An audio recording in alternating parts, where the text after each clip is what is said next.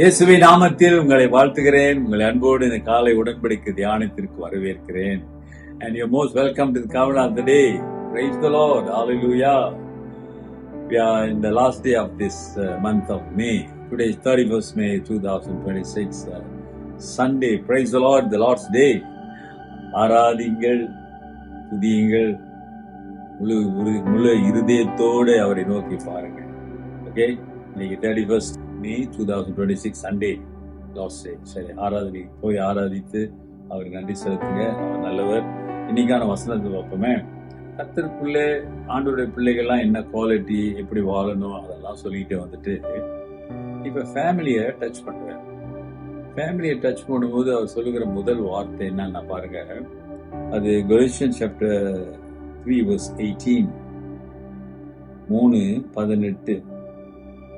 அந்த அது கடைசி வார்த்தை, அந்த 3ஆம் அதிகாரத்தினுடைய கடைசி வசனம். Wives, submit to your own husbands as is fitting in the Lord. Hallelujah. மனைவிகளே, கர்த்தருக்கு கேட்கும்படி உங்கள் புருஷருக்கு கீழ்ப்படியுங்கள். அப்படின்னா கீழ்ப்படியலன்னு அர்த்தமா? கீழ்ப்படிங்கன்னா கீழ்ப்படியாம இருக்கிறீங்க, அதனால கீழ்ப்படியுங்க, அப்படி சொல்லலாங்களா? குடும்பத்தை பற்றி பேசும் பொழுது மனைவியை பற்றி முதல் சொல்லுகிறார். முதலில்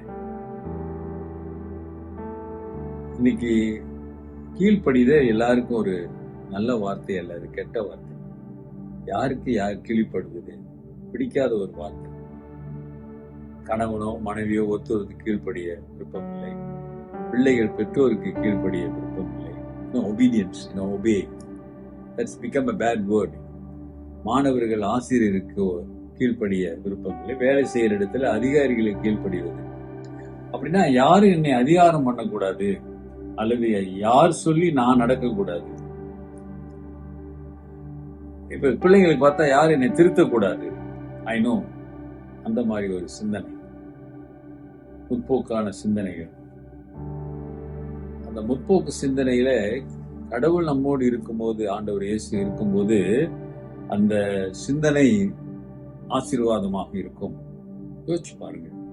இப்ப இங்க ஆண்டவர் சொல்றாரு, உங்க சொந்த புருஷருக்கு கீழ்ப்படிங்க. எனக்கு அந்த நான் அடிக்கடி சொல்ல அந்த சொந்தம் போட்டிருக்காரு, அந்த வார்த்தை ரொம்ப இனிமையான வார்த்தை, ரொம்ப ஆச்சரியமான வார்த்தை. உங்க புருஷனுக்கு கீழ்ப்படிங்க சொல்லாம உங்க சொந்த புருஷருக்கு கீழ்ப்படிங்க. ஒபே ஹஸ்பண்ட் அப்படி சொல்லல, obey your own husband. Paul ஏன் அப்படி சொல்றாரு? ஆவியானவர் ஏன் அப்படி சொல்றாரு? யாருக்கெல்லாம் கீழ்ப்படிய விரும்புவீர்கள்? யார் சொல்றதெல்லாம் கேட்பீங்க? மத்தவங்க சொல்றதெல்லாம் வேத வாக்கியமா எடுப்பீங்க. ஆனா உங்கள் புருஷன், உங்கள் கணவன், உங்களுடைய ஹஸ்பண்ட், உங்கள் வீட்டுக்காரர் சொல்லுகிற வார்த்தையை கனப்படுத்த மாட்டீங்க. ஒருவேளை நீங்க கனப்படுத்துற அளவுக்கு உங்கள் கணவர் இல்லாமல் இருக்கலாம். ஆனா வசனம் சொல்லுகிறது, உங்கள் சொந்த புருஷருக்கு கீழ்ப்படி. நீ கர்த்தருடைய பிள்ளை என்றால் உன் கணவருக்கு கீழ்ப்படியுங்கள். கீழ்ப்படியல் என்பது ஒரு அடிமைத்தனம் அல்ல. No, obey is not slavery things. No, that's a evil explanation. It's no. கீழ்ப்படியல் என்பது அன்பு. கணவனிடத்தில் அன்பு வையுங்கள் என்பதுதான் பொருள். அதை ஆழமான அர்த்தம் உள்ளது. எங்கெல்லாம் மனைவி கணவனுக்கு கீழ்ப்படுகிறார்களோ, கீழ்ப்படுகிறான்னா ஒத்து போறாங்களோ, சொல்றது கேட்கறது, பேலன்ஸ் பண்ணி சரியானது எடுப்பது, அதெல்லாம் கர்த்தருக்கேற்ற, கர்த்தருக்கு பிரியமான, கர்த்தருடைய வழி, கர்த்தருக்கு மகிமையான காரியங்கள் நீ கீழ்ப்படிய பொழுது அங்க நிச்சயம் கர்த்தருடைய நாமம் மகிமைப்படும். அப்ப இன்னைக்கு ஆண்டோட வார்த்தைக்கு கீழ்ப்படியாததுனால ஒருவேளை இன்னைக்கு குடும்பங்களிலே பிளவுகள் உண்டா? பிரச்சனைக்கு அதுதான் காரணமா இருக்குமோ? ஏன்னா வசனம் சொல்லுகிறது, முதலில் மனைவியே சொந்த புருஷர் கீழ்ப்படி. அப்ப இன்னைக்கு மனைவிமார்களை நீங்க யோசித்து பார்க்க வேண்டும். நான் என் கணவனுக்கு கீழ்ப்படுகிறேனா?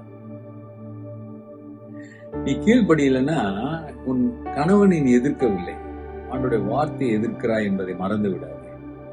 You are not against your husband, but you are against the word of God. என் கணவன் அப்படி இப்படி நீ என்ன வேணாலும் சொல்லிக்கங்க.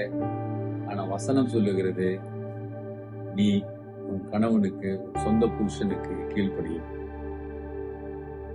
கீழ்ப்படிஞ்சு பாருங்க. கர்த்தருடைய கிருபையை காணுவீங்க. கர்த்தருடைய கரம் உங்களோடு இருக்கிறதையும், குடும்பத்தில் இருக்கிறதையும், அதிசயங்களை உங்கள் கண்கள் காண செய்வார். ஜெபிப்போம். நல்ல ஆண்டவரே, இந்த காலை வேளைக்காக நன்றி.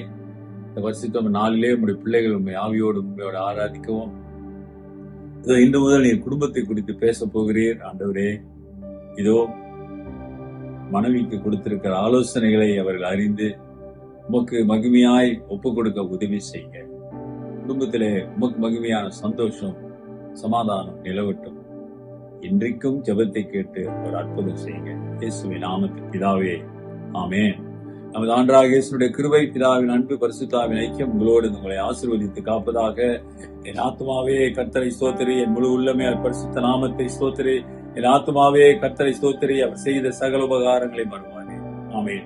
என் பிரதர் சிஸ்டர், என் சகோதரனே, சகோதரியே, கணவனுக்கு கீழ்ப்படிந்து பாரு. Take care and God bless.